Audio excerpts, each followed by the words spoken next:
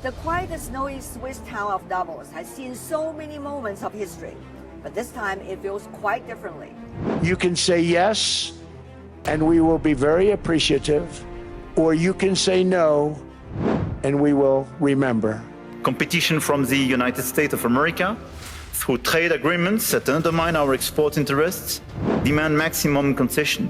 That the rules-based order is fading, that the strong can do what they can, and the weak must suffer what they must.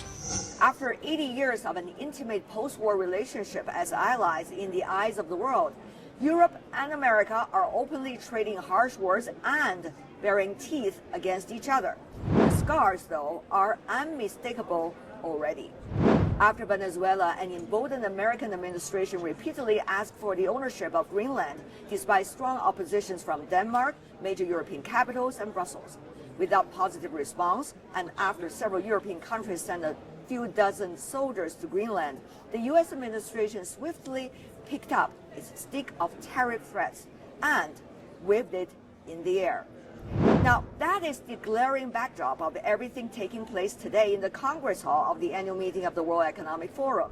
What does the United States get out of all of this work, all of this money, other than death, destruction, and massive amounts of cash going to people who don't appreciate what we do? They don't appreciate what we do.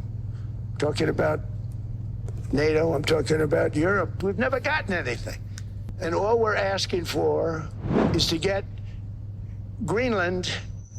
Participants of the annual meeting filled the venue where the U.S. president raised these words to the crowd. But there are several who refuse to sit in the room while listening.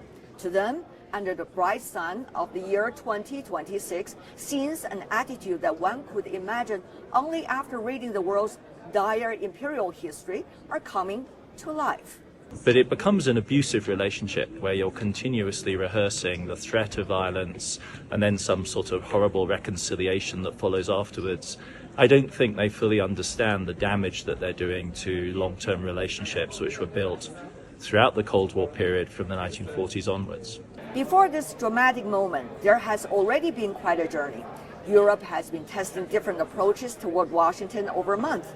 Flattery and appeasement. Daddy has to sometimes use strong language. No retaliation against the tariffs. And humility in negotiations. But according to this speech, it is not about negotiations, it is about hard power. As a result, recent quotes apparently leave a different taste. Europe prefers dialogue and solutions, but we are fully prepared to act, if necessary, with unity, urgency and determination. But are they rhetorics or are they blueprints for hard, concrete actions? Is this the beginning of a conflict for what? A hiccup, drama, or a strategic realignment across the Atlantic? Is the so-called bazooka, the Anti-Coercion Act repeatedly raised by the Europeans, really going to throw off the U.S.?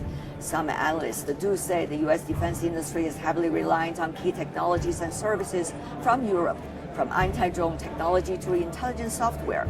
The U.S. might feel the pain, they say. Will the dramatic erosion of trust across the Atlantic lead to technological sovereignty, and so exclude European countries that have started to blacklist U.S. companies from the EU's public procurement market?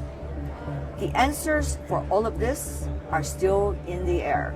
But one thing can be sure, the world is looking for more forces of stability today. What's next? Only time will tell.